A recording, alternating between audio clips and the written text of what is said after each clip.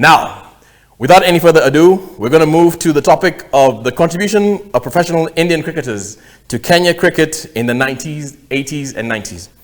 But before we move to that, I'm going to invite a very distinguished gentleman in the world of cricket. They refer to him as the chairman, Mr. Jimmy Rayani, to come and have a few words. Tell us a bit about this very interesting topic. Please, Mr. Rayani. Thank you.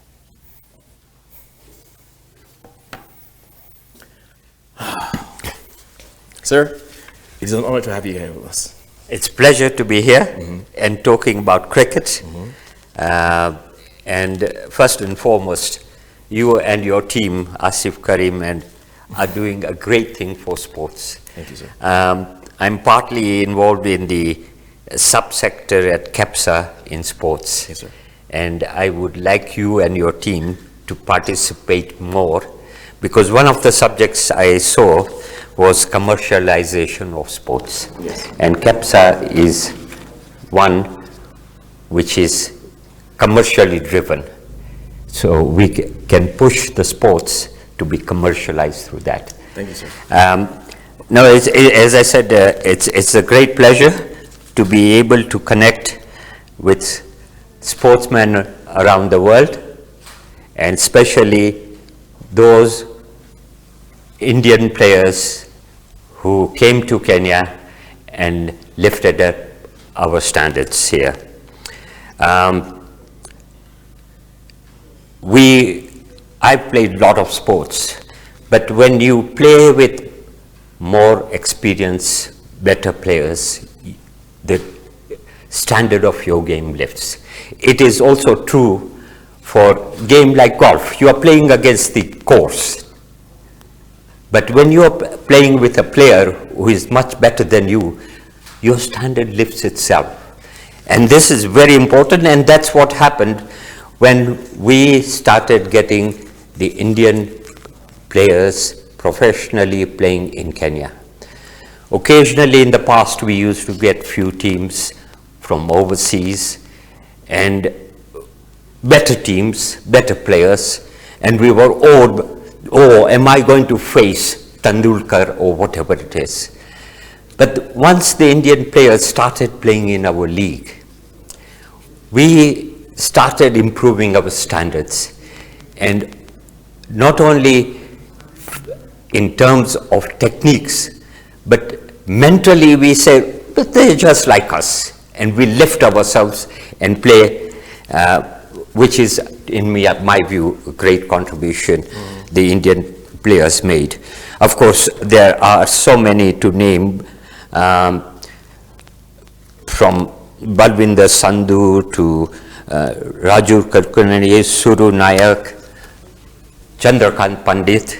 By the way, Chandrakant Pandit stayed at my house once he was in Kenya, and my greetings to him, and said Kenya is still around and they should come. Maybe their professional cricketing life is over, because we are talking about 20 years and over. But all these who contributed a lot to Kenya cricket, I request them to come back and get involved in improving our cricket in other ways, by coaching, by other means, so that we go back to the glory days. Besides the players who played in Kenya, the Indian professionals, we also had contribution of Indian coaches. We started with Hanuman Singh. Hanuman Singh came and coached Kenya team for 2 ICC trophies in 1990, which was held in Holland, and in 1994, which was held in Kenya. This is the first associate trophy through which we qualified for the World Cup in 1996. Also, Hanuman Singh was our coach for the 1996, our first World Cup in India, Pakistan and Sri Lanka. And that's when we hit the world stage and showed our prowess. Unfortunately, Hanuman Singh passed few years ago. May his soul rest in peace. We had another big name as our coach, and that is Sandeep Patel. Sandeep loved Kenya so much. He played cricket, but he loved Kenya, and I think he went to Masai Mara more times than those who have lived here. So, Sandeep, those animals and that thing are still there. Don't forget us. Come back. He was our coach manager for 1997 ICC Associate Trophy in Malaysia. And he was also manager coach for our participation in the World Cups in 1999 in England and 2003 in South Africa. I also want to add one category of contribution from India, and that is the administrators of Indian cricket, BCCI as it's called. And Hanuman Singh was seconded to us by BCCI, the Indian Cricket Board, and the administrators facilitated him for those three tournaments for Hanuman Singh to come here before the competition and coach and train our people. The one person in Indian administration who has done a lot for Kenya cricket was again a deceased now, Jagmohan Dalmia. There wasn't a time when I could pick up a phone and speak to him in India and say, Dalmia Sahib, we want Indian team to come and play in Kenya. And the next question he would ask me, when and what kind of team you want? You want full team, you want A team, and all that.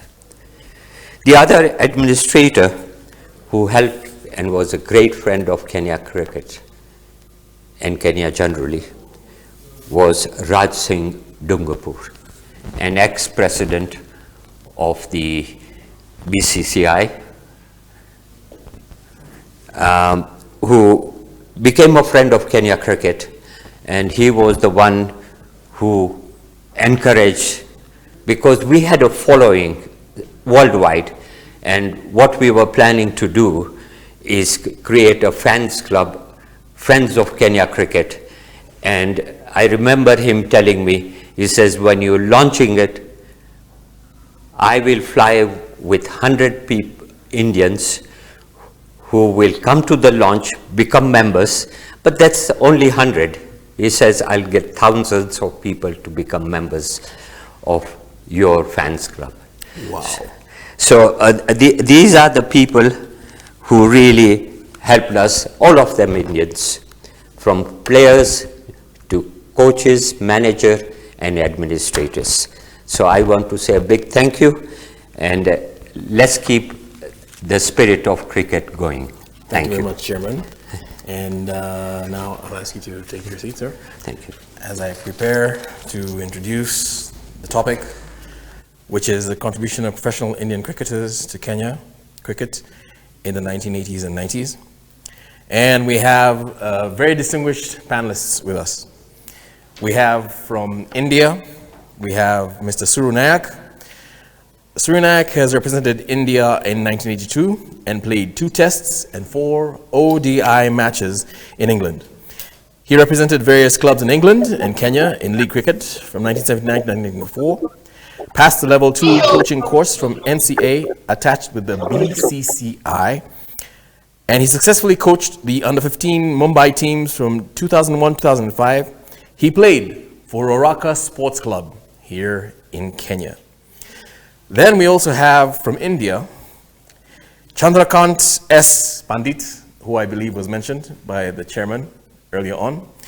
And he's a former Indian Test cricketer, represented India as wicket-keeper batsman from the year 1986 to 1992, playing in 5 Test matches and 36 one-day internationals, coached Kenya cricket team in the 4-nation tournament in Nairobi in 1996. Currently, he is the head coach of Madhya Pradesh Cricket Association Ramji Trophy team. He played for Simba Union Club, Nairobi Jaffrey Club, and Nairobi Gymkhana in Kenya. Then we have our very own Martin Suji from Kenya. Martin is a former Kenyan cricketer who played ODI for Kenya for 17 years. Suji played at the 1996, 1999, and 2003 World Cups, as well as the 1990, 1994, and 1997 ICC trophies. In 2006, Martin went into club coaching. He coached Uganda for 2 years, 2010-2012, Kenya national team in 2014-2016, and later Kenya under-19 side. He was the cricket head coach of Peponi School from 2015 to 2019, and currently he is the cricket director of Rwanda. Now, who better to moderate this panel than Mr. Cricket himself? Somebody who has been a friend of the Kenya International Sports Film Festival from its inception in 2018, 2019, now 2020. Mr. David Waters, MBE, uses cricket for humanitarian purposes, which led him to be awarded an MBE in 2009. He played First Division Premier League cricket in Kenya since 1981 for Gymkhana, Roraka Sports Club, and Kongoni's Cricket Club. And he is here with us in the studio, coming to you live and direct at the Kenya International Sports Film Festival 2020 Festival, the virtual edition, Mr. David Waters. Sir.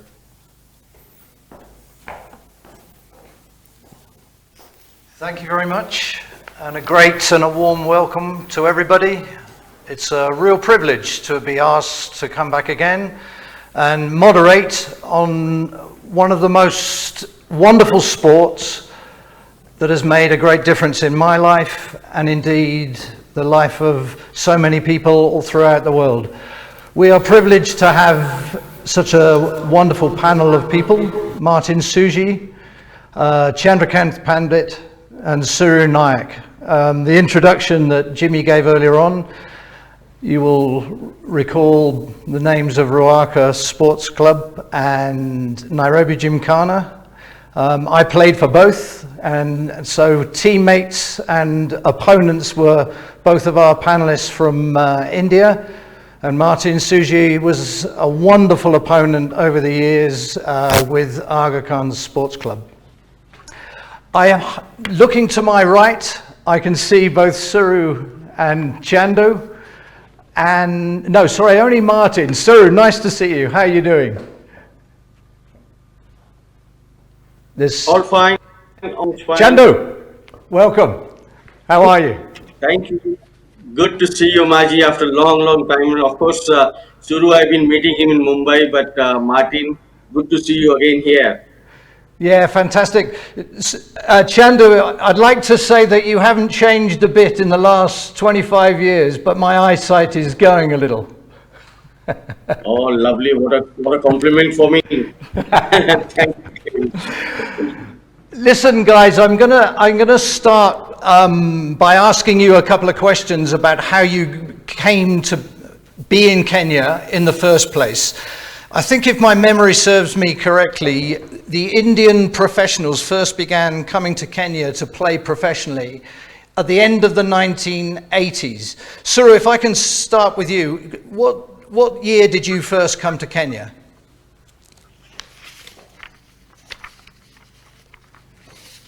Suru's on mute, guys. Anybody help?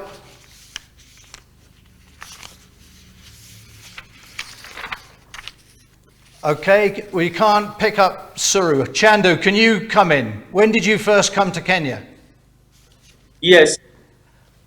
Thanks to Sandeep Patil, that is who really motivated to come to Kenya.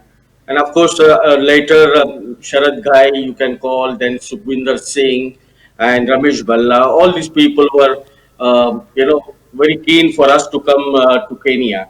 But fortunately, I was in Kenya with the Indian team just to play a few games, side games with Kenyan team. So that is how I started liking that place very much. Earlier, I was playing in UK for 7 8 years, and that is where that ice had to break by Sandeep Patil, saying that we have a lot of Indians there in Kenya. The Kenyan guys are very uh, the hospitality is fantastic. They're very friendly. Even when you play cricket, the standard is not bad. I mean, we can Yep. always cope up with that, and that is how that that liking started. I mean, the most of the Indians you must have seen that international player along with the first class players. I mean, if I have to mention the names about Sandeep Patil, then Balwinder Singh Sandhu, Suru Nayak, and of course Salil Ankola, Paras Mamre, all these Sairaj Gautale, Abhi Kurvila, these are the cricketers, the international who have played. And of course, to play with the national team and the players like Martin Suji, Morris, Asif Karim, all these guys, they're very competitive cricket they used to play. And that is how that we Absolutely. started. Sorry, Chandra, carry on, yeah. Yeah, that is what motivated us again. Apart from the Indian community and the cricket which we were playing in Mumbai, that during the off season there were hardly the cricket was played apart from the Kanga League, which we all know Yeah. that the game used to play, and we most of the cricketers wanted to go to UK and use that off season, Yes, but yes. this that kind of benefit that we wanted to take, but more we were more friendly and familiar with the Kenyan culture Okay. later on. Let And me just ask you, Chandu, to go back a little bit before the time that you actually first came to Kenya in the first place. So what was it that once you heard that Kenya was a possible cricket destination, what was it that inspired you to want to come to Kenya from a personal interest point of view, and also, in a way, more importantly, from your professional career path, how did it impact your decision-making process? correct, if comparing to English cricket where we were playing, and later on we thought about the India, the Kenyan team was upcoming team. There are a lot of youngsters. We could see that the way they were playing cricket and very aggression we saw in them, and that is one of the cricketing aspect that we all love to play in Kenya, because even club cricket was very competitive. The Yeah. guys who were playing for Kenya, they were distributed in various clubs like Simba Union, clubs like Jaffrey, clubs like Ruaraka, all these clubs, Nairobi, Gymkhana, they always had the very competitive players, and Yeah. Okay. who can play for the country. So that Yep. competitive cricket has really pulled us towards the Kenyan cricket. Come to Kenya. That's fantastic. Chandu, if I can go over to Suru now, if he's on, I think you ought to turn your mic on, Suru, if you wouldn't mind. Can we go over to Suru? If Suru's listening to me, if you could turn your mic on, that would be great. And if there's a bit of a delay or a problem, we'll go over to Martin Suji. Martin, are you there? Can you hear me?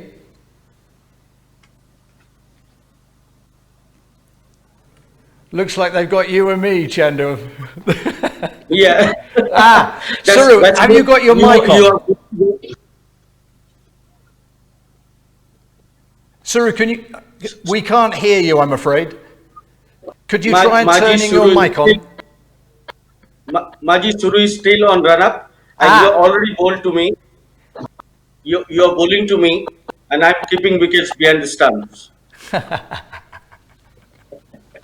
Martin, can you hear me?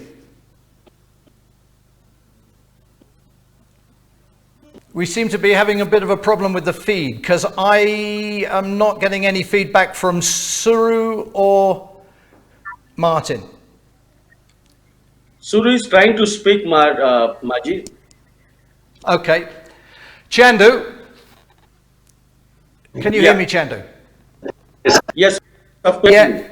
We seem to have a bit of a technical problem with the other two guys, so we're going to carry on, you and I, for a minute, and then hopefully we'll link up with Martin and Suru in a second. I don't mind, Majid, as long as you're pulling out swingers to me.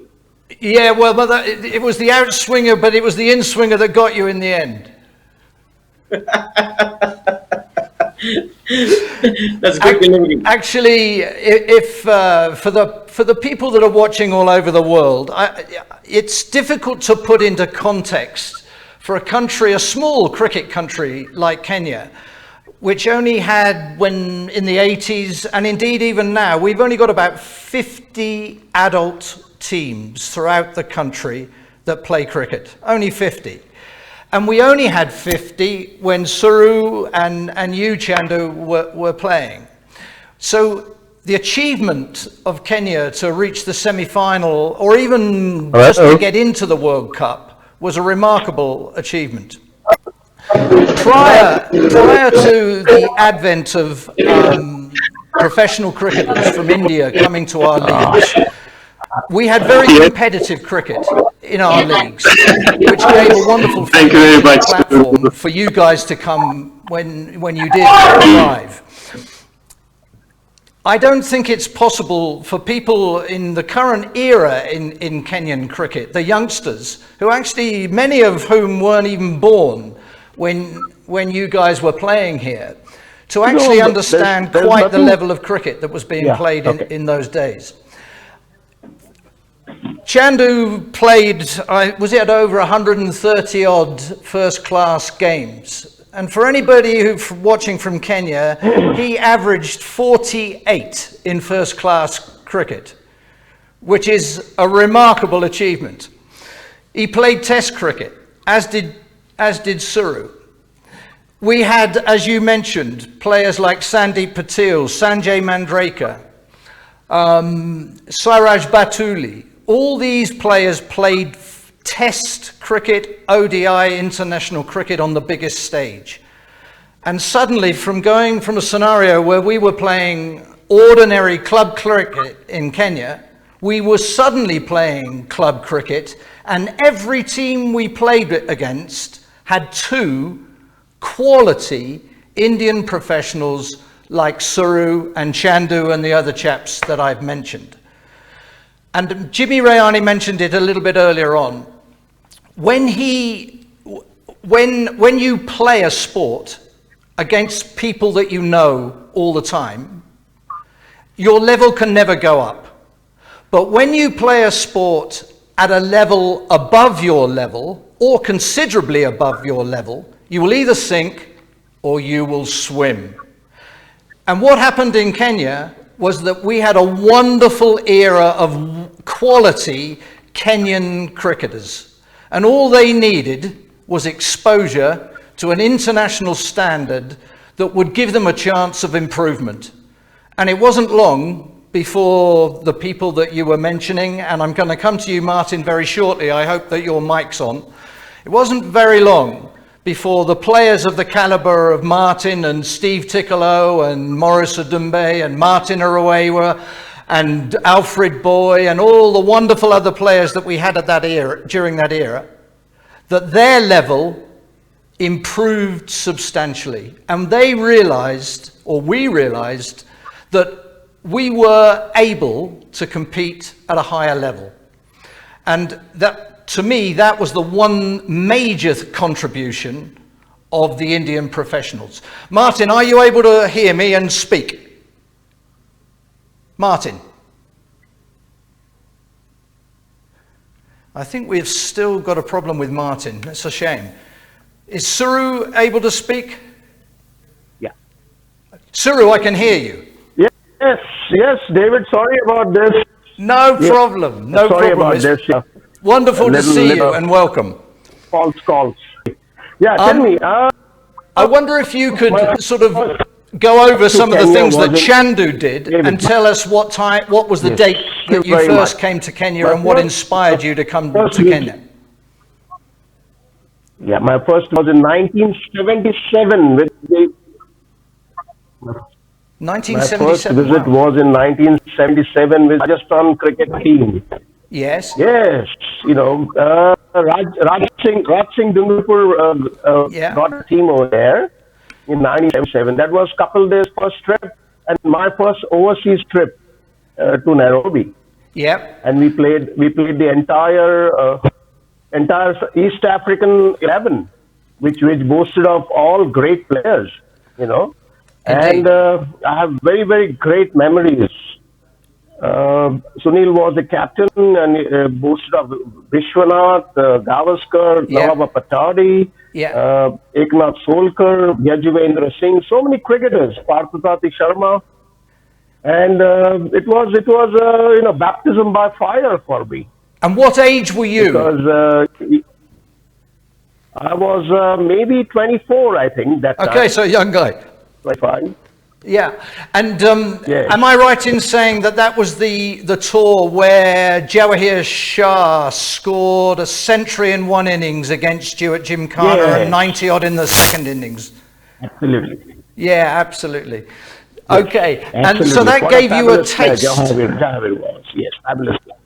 Wonderful player. Yes, sadly no Yes. longer with us. That He gave me a died taste. last year.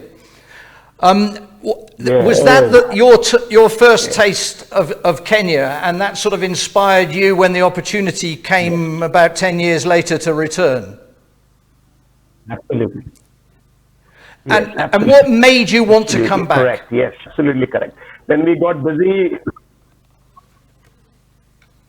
Well, in '92, I didn't go to England to cricket. So what happened was I was pretty tied up with something. And in '92, Sandeep told me that why don't you come to Kenya Yeah. and play at least a 3-month period.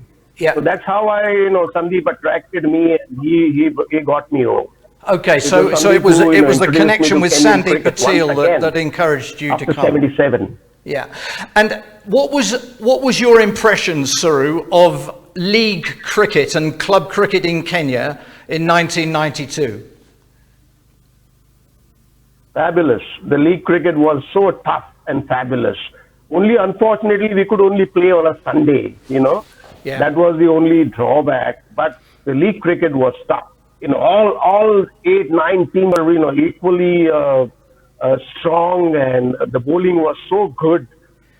So was the batting and the fielding. We remembered all the West Indian players who batted and bowled so well. And it was tough. It was tough cricket, and Ruraka, had a little not a moderate side. It depended on the professionals quite Yep. a lot. And had there been little contributions from the other players, we would have done. We would have been in the middle of the league somewhere. Yeah. Interestingly, I spoke to you last week about this, and Chandu, maybe you can come in a little bit on this. The one thing that the professionals, another thing that the professionals brought was the fact that as there were two quality Indian professionals in each team, there was never an easy game. So even the top sides, let's say you two guys were playing for one team. Well, one of you could score 100 and the other could score 150, or you could take wickets. And so there was always competition, even against the sides that didn't have such strong local players. But then, of course, the top sides that had two pros as well also had lots of very good local players. And so the top half of the league was very competitive, but there was never an easy game, even at the bottom. So, Chandu, would you agree with that? Yes, that was one of the reasons that the competitive cricket was played, as Suru mentioned, that to two professionals that one team, and then the local guys were always chipping in with the best ability. And I think every team has the best players, so the competitiveness was more. And for us, is being a professional, that we wanted to perform and we wanted to prove that that the quality of the batting or bowling, that to take the team on a different level. So that competitiveness has really created, and that has helped us as much as they helped the all Nairobi guys and Kenyan cricket. That made us different, as Suru said, that fabulous the competitiveness and the teams were played. Okay, I have an observation. This is a personal observation in respect of what has happened in respect of Kenyan club involvement in Kenyan cricket and the standard. When you guys were playing in Kenya in the late 80s and early 90s, there was no televised international cricket available in Kenya. And therefore, the private members' clubs had a massive support base. Their supporters contributed towards the contracts of the overseas players. They fundraised and they supported the local players' ability to be able to play the game. The minute that international sport and cricket in particular was televised in Kenya, particularly from India, that was the beginning of the end of spectator involvement in Kenyan cricket. It was inevitable, nothing you can do about it, but it's just a sad statement of fact. Because in the days when you were playing in Kenya, we would have 1,000, 2,000, sometimes even 3,000 people watching us. And now, if we're lucky if we get 3 people. It's a sad reality, I'm afraid. Maybe that's unfortunate, but the time we were playing, I still remember playing against Aga Khan, playing against Swami Baba, and then Nairobi Gymkhana, or any other team which we talk about, that the people, supporters were so much excited because that another not only the competitive cricket was played, but I was very, very happy with the Kenyan boys, that the way they were little aggressive. And that is one of the reason I would say that they could make it to the semi-final. Of course, Sandeep Patil made the wonders with them, but I think after that the Kenyan cricket should have picked up well. And one of the reason I would say, probably before you asking me, if I may be right or wrong, I don't know. Suru might agree with me that Kenyan cricket should have developed. Because the team which they had, the quality team, considering the names which you mentioned about, including Asif and Tom Tikolo, Maurice Odombe, Martin Suji, Deepak Chudasama, all these guys had that, standard of playing that level. And so I think apart from, they should have also probably taken little initiative to develop the bench strength, so that cricket would have still continued to play the higher level of cricket. Suru, would you like to comment on that? Because this is a really important issue. Yeah, what I thought was cricket development is a process. You can't just stop developing type of. It's a process, and you got to keep on working on it. Keep on seeing ways how to develop it at the schools level, at the college level, at the club level. All these things to be worked out. You can't just say you can't keep that redundant. Correct. So this is what I thought, that after being so good at international levels, you qualified for the World Cup quarterfinals. I mean, that was a time, that was a period.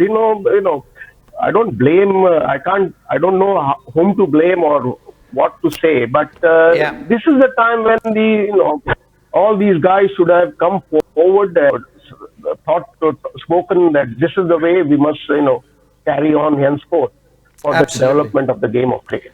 Yeah, actually, Suru and Chandu, Martin, are you able to speak? No, he's still not there.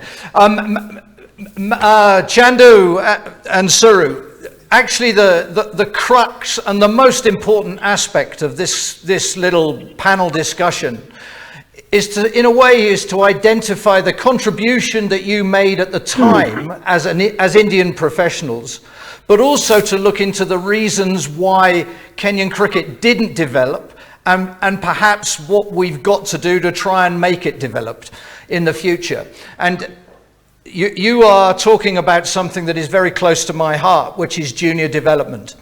And this is not a question of pointing the finger to try and blame anybody. There's no point in looking backwards. We've got to look forwards.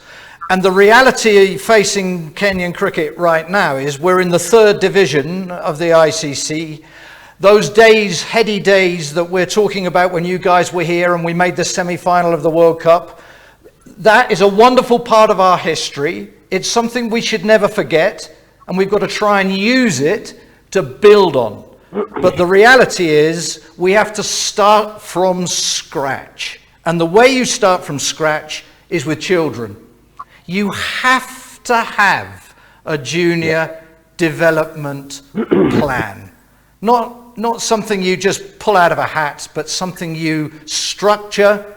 You start small, you let it grow, you manage the growth, and you get children involved. That's both something that that's something that you have both just alluded to, and is the key to our future.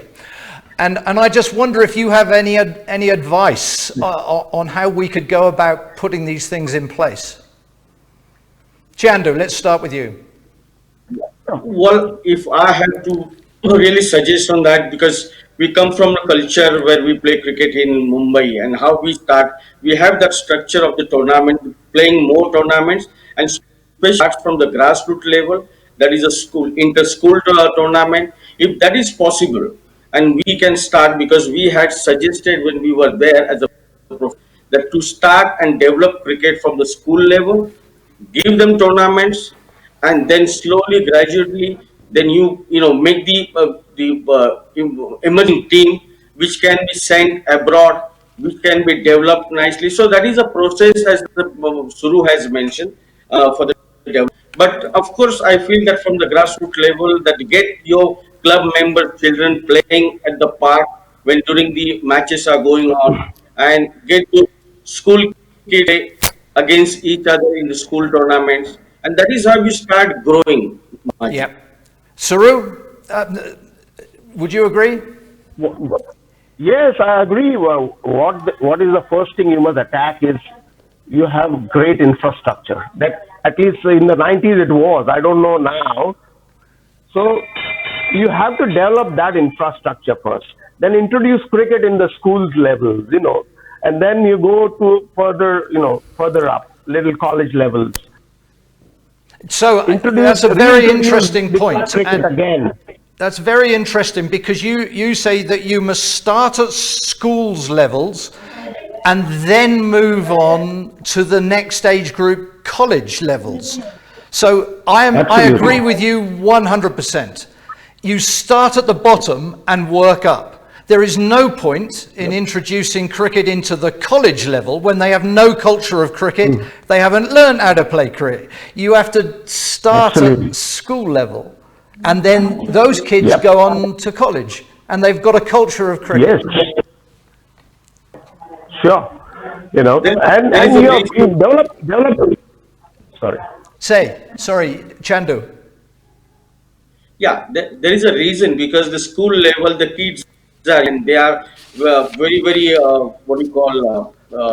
keen to develop their connect to their passion, and that age group will be much easier to develop in the junior cricket, rather than going to the college and age of 15 and 17. It's too late to develop those cricketers. Yep. Okay. Just there is a massive difference between the culture around a sport, and in our case, cricket, between a place like India and a place like Kenya. It is in your blood. There is almost no schools cricket in Kenya. It's not part of the curriculum. So in Kenyan schools, there is no cricket. apart from one or two initiatives, and I'm involved in a charity called the Foundation for Youth Cricket and Education in Kenya, where we work in 17 slum schools around Nairobi with a team of 15 full-time Kenyan men and women who are qualified cricket coaches and character development educators. And we work on a full-time basis in 17 schools with up to 4,000 boys and girls a week during non-COVID times. Unfortunately, obviously COVID has had an impact on our schools program, but we're still working in the communities promoting character development through cricket even during COVID. So we're starting in a small way. The infrastructure that you talked about, we have several wonderful clubs and they have wonderful grounds, but they are private members clubs. And outside those clubs, there are very, very limited facilities. And so that is the real hurdle that we have to get overcome. While we're talking, we've all been watching the IPL in Kenya. And one of the things that's very noticeable this year is that there are lots of unheard of, we don't know them, but young Indian cricketers that are making their way in the IPL. People that aren't household names, but are being selected. What was their path? How did they get to where they are? There's one guy, I think, I can't remember his name, but he's only played 3 first-class games. And yet he's playing in the IPL and he's doing really well. How do these guys make it to that position?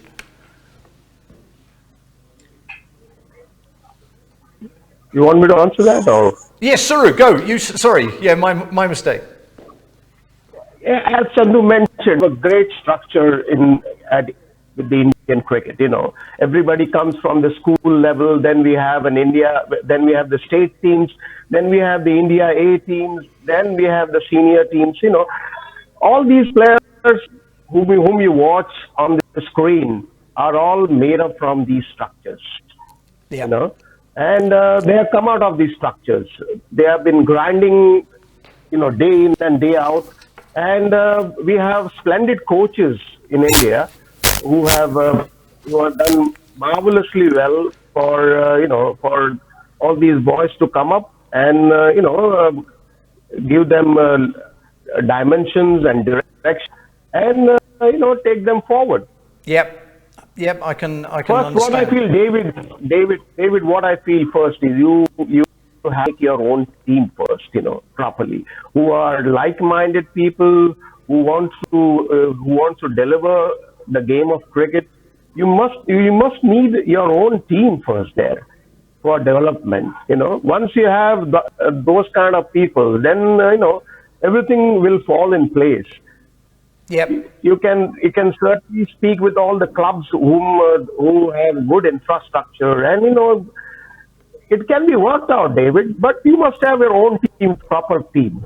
Yep. Interestingly, guys, one of the things that has emerged, there are two private commercial initiatives. Kennedy Aboya, one of Kenya's finest ever cricketers, and his brothers have an academy called the Aboya Academy, which is a commercial enterprise. And they've seen a niche, they've set up an academy, and they encourage young guys, and they're using their skill set.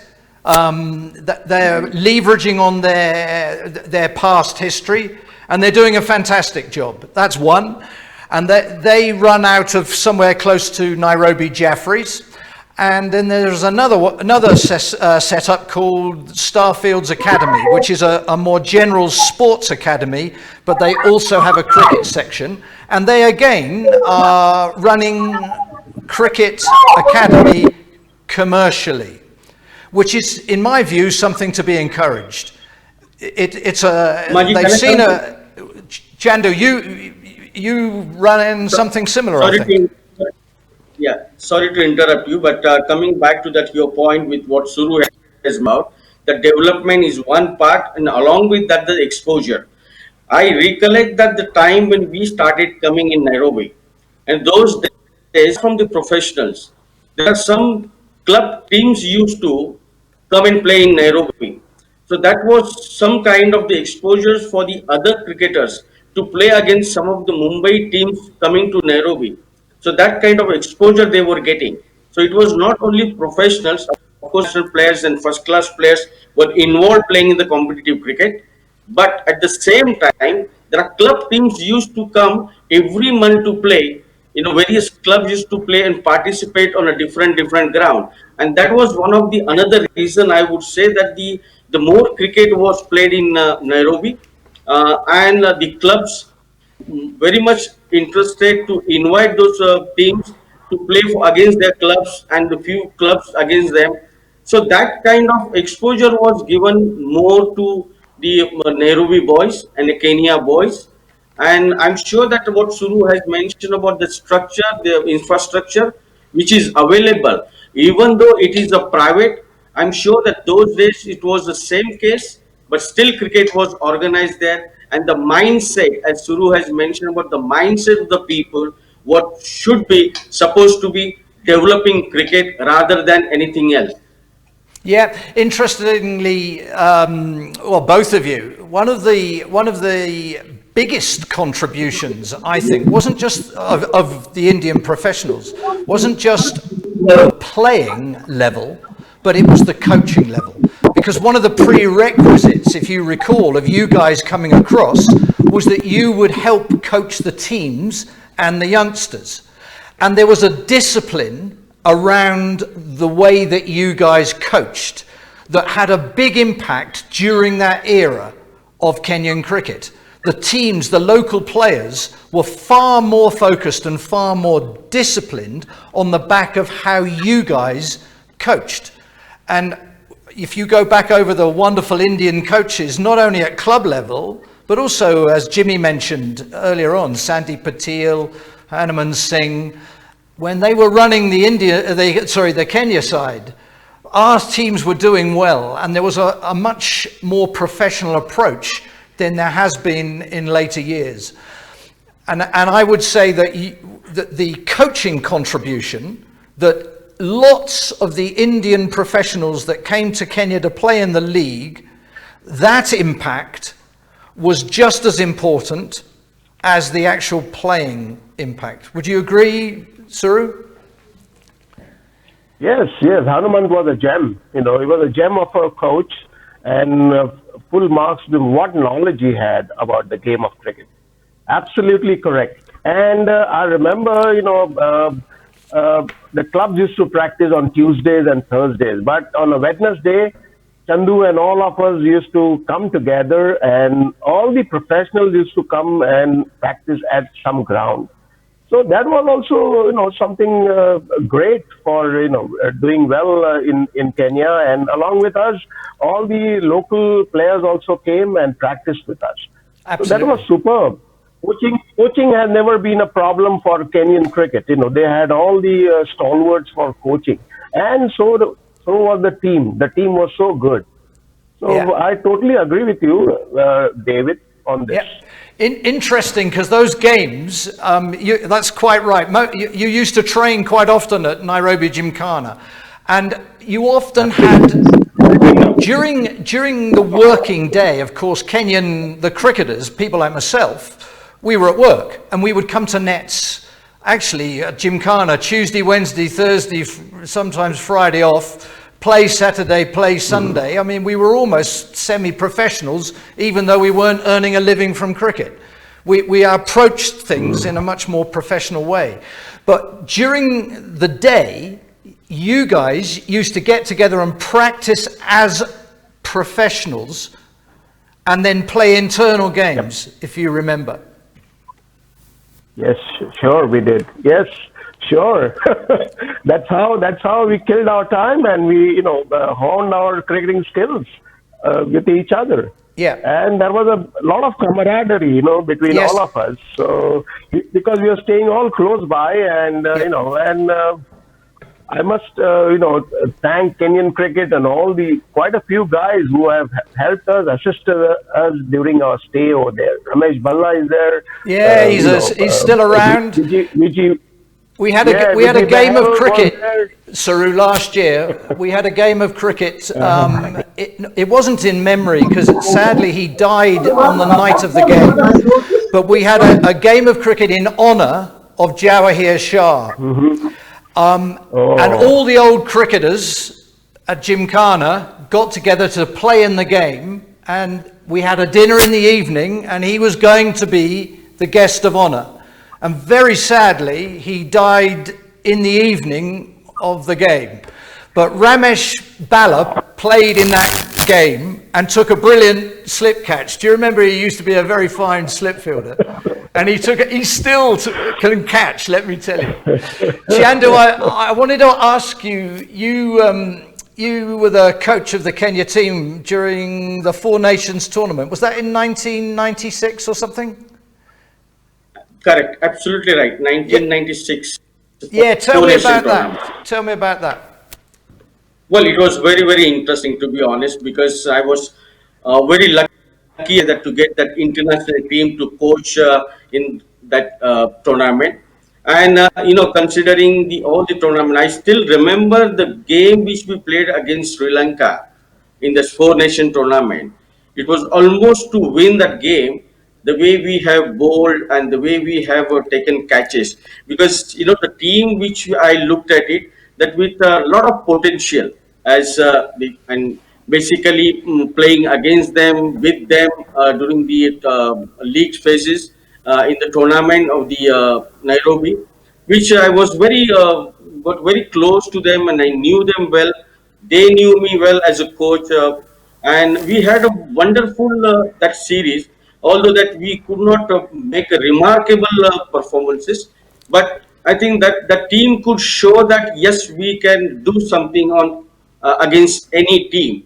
The way they have played against Sri Lanka, taking those brilliant, outstanding athletes, outstanding running between the wicket, which I would say some of the running between the wickets, which I have learned personally during my Kenyan cricket. Yeah. And every individual, the ball which they used to have that skill to move the ball, and that has also helped us. So it's basically that was wonderful time, that even the short time, but wonderful time I had with Kenyan cricket, coaching these top class cricketers. Yep. And I really enjoyed to spend time.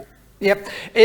Interestingly, we're going back to the sort of correlation between junior development programs and having a conveyor belt of players coming through and fighting for places, as opposed to not having that conveyor belt of players. And when you have an era like the one when you were coaching and playing in Kenya, and then, of course, we got to the semi-final of the World Cup in 2003. That was an era of a group of players that had evolved, peaked at the same time, all about the same age. And then, of course, when retirement comes, they all retire. And unless you have that conveyor belt of new talent fighting for places, you then go through what we are now going through, because we don't have those structures in place. I'm interested to know what your impressions were of the 2003 World Cup performance of Kenya. Suru.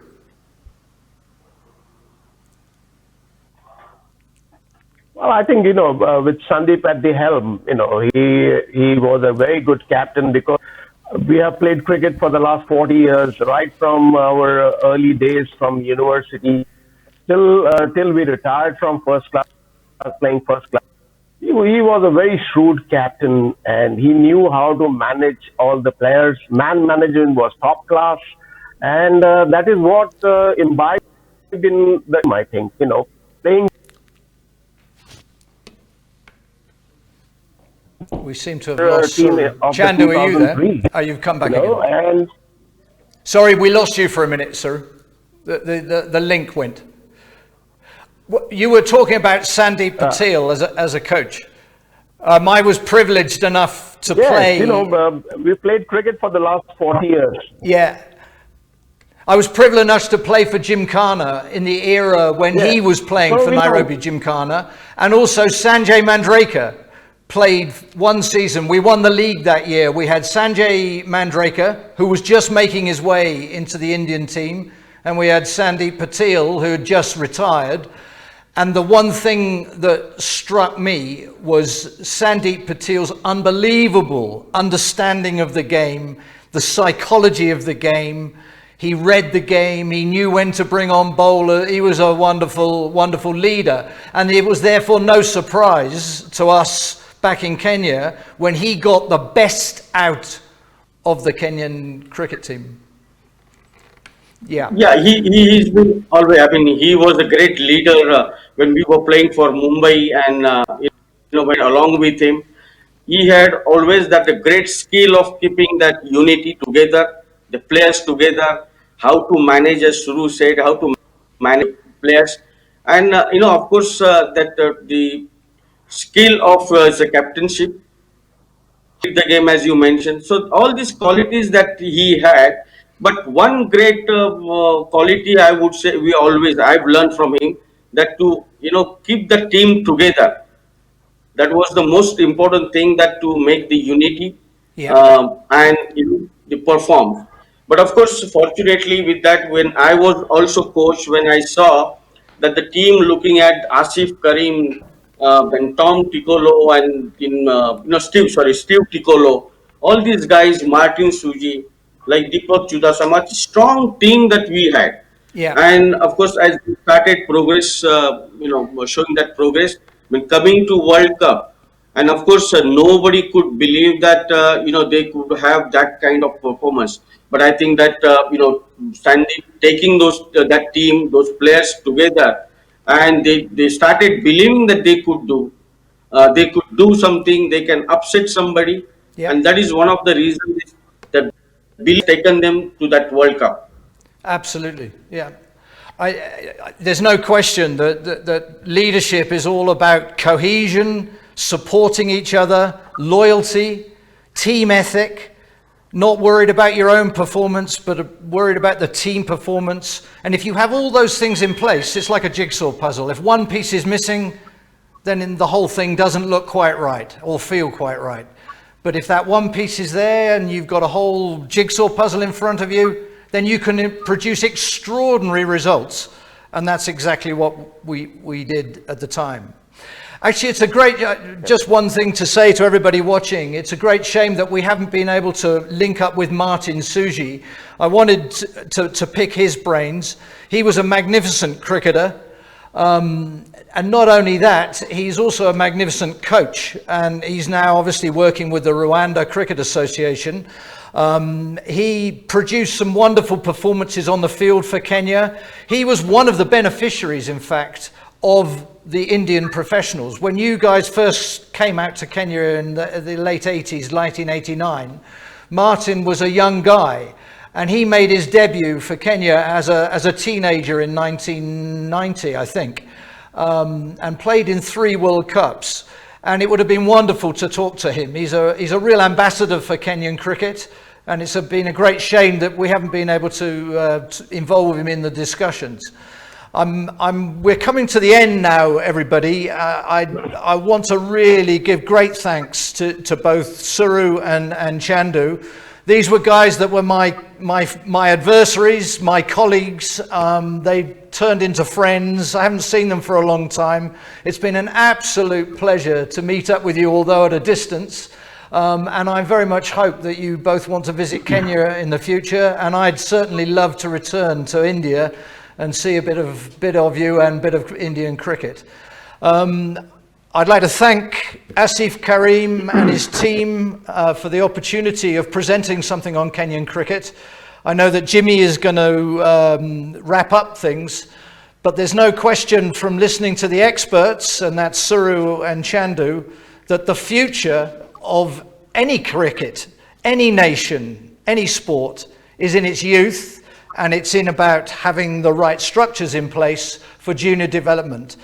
And I reckon that in respect of Kenyan cricket, we must have ambition, but we must temper that ambition to the reality of our current situation.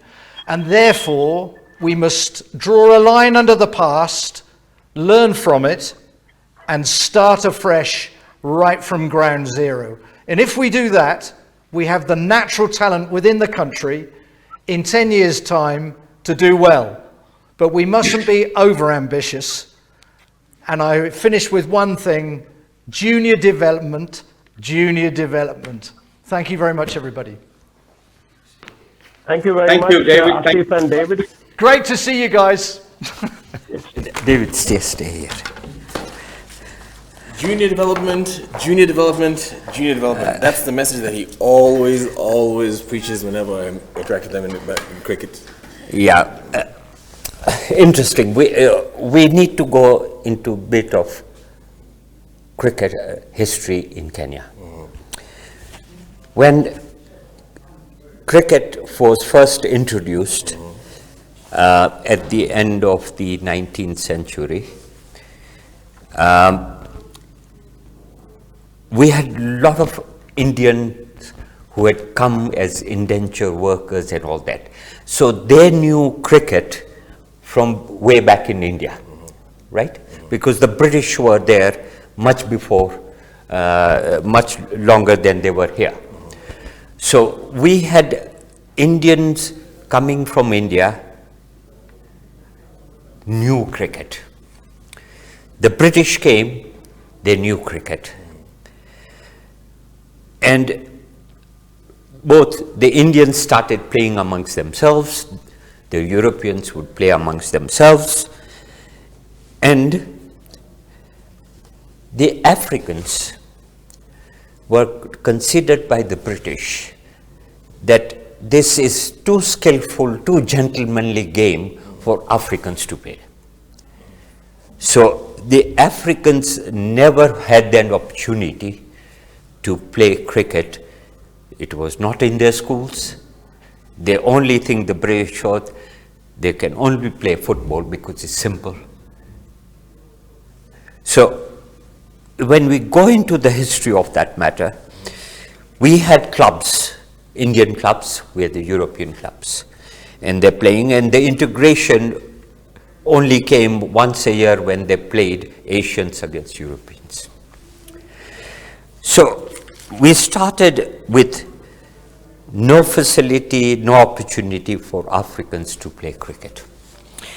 The cricketers we got, whether it's Maurice Dumbe, Edward Tito, and the others, were really bellboys at Indian clubs where cricket was being played. They were ball boys. And what they did, they took a lot of interest seeing the matches being played, seeing them at the nets, where they will go and retrieve the ball when it goes out of the boundary. And they played cricket in the streets in Pangani and those places. So that's where they started, and they were self-made, really, basically. And the one person in Kenyan history who got all this, what I said, street cricketers together, is a person or a lot of things, was called Bob Bresson. Bob Bresson on Sundays would go around picking up all these boys in his car. His wife would make lunch for these people, right? And he took it around. So what happened, that it didn't start for the Africans in the schools. It started in the streets and the periphery of club cricket. So that's where we started. So the discussion was very important. So to me, that was the gist of where do we start. Yes. We still don't have cricket in government schools, right? Yes, sir. Little cricket we have in schools is in private schools, right? And as far as the clubs are concerned, they are privately owned clubs, and they would only take in somebody who is very good in cricket into their side. So where is the grassroots? Where is the grassroots? The grassroots in my is like in India. A child is born at the age of 6 or 7. Give him a bat and a ball. No cricket ground or anything. My grandson does that. He's 6 years old, right? So give him a bat and a ball and somebody to train him. Spread it around at that side. Automatically, they will graduate into the school and all that. Of course, we must also start at the school. But unfortunately, we don't get much support for cricket from the government. Maybe until now. You never know. This conversation could change, sir. We hope this will be the turning point. Yes, sir. Right? So I would strongly say we need to rethink the whole idea. India is fine. I'm sure you've been to India. Have you? I haven't had the privilege yet. I'm looking forward to it. No, but you go in any open space, yes, and there are people playing. They're on a field of, there are 4 different matches going on. So you don't know who is playing for which field. That is Indian culture. Yes, sir. Right? We can't really import that here. But some kind of street cricket we need to do. Give a child a ball and a bat. There are no stumps. We don't need to formally have stumps and all those types. Let's get down to bat and ball. If we have a sponsor or some well-wisher or some foundation to say, not very costly, a simple bat and a ball, import 50,000 of them. Spread it around the country. Right? Followed by this youngster competition, who can throw the ball most furthest? Yes. Give them something. These kids have nothing. Give them things like that. I would say, get 50,000 bats, whether it's from China or anything, at a very reasonable price. Nothing sophisticated. Get a ball and spread this around in villages, in slums, and everything. And somebody to look after them, to say we are going to have a game of cricket. Just bat and ball. Thank you very much, Chairman. This has been Chairman Jimmy Rayani giving us a bit of a background to the history between Kenya and India and cricket and the cricket culture. And like we have said, maybe this could be a new beginning. Thank you very much, sir. Thank you. Thank you for joining the Kenya International Sports Film Festival. Thank you. Thank you. Kenya International Sports Film Festival 2020 virtual edition continues. And coming up next is a movie, Heart of Gold. But before that, sometimes in life, there are things that happen that make you aware that you're doing the right thing, things that encourage you with whatever you're doing. And that's exactly what is happening here. We're getting some very good comments. I'm going to read some of them to you. Congratulations to the team of KISS 2020, a really good program you put on this year. Kenya to the world, asante sana, that means thank you very much. Absolutely top level work from the entire team, already looking forward to the next edition. And from Rafael Nyabala, Special Olympics Kenya National Director, the work of Safinaz Foundation is a game changer, and Kenya International Sports Film Festival is anything to go by. Congratulations, keep the splendid work up. And from His Excellency Jafar Barmaki, the Islamic Republic of Iran's ambassador to the government of Kenya, it was a great time for me to be the organizers of the Kenya International Sports Film Festival 2020. And I hope to have more relation and presence in this regard in Kenya. It was because of him and because of Coach David that we got to know of a sport called Zurkhane, which is originally from Iran and is now being practiced in Kenya. Coming up next, Hearts of Gold, here on Kenya International Sports Film Festival 2020, the virtual edition.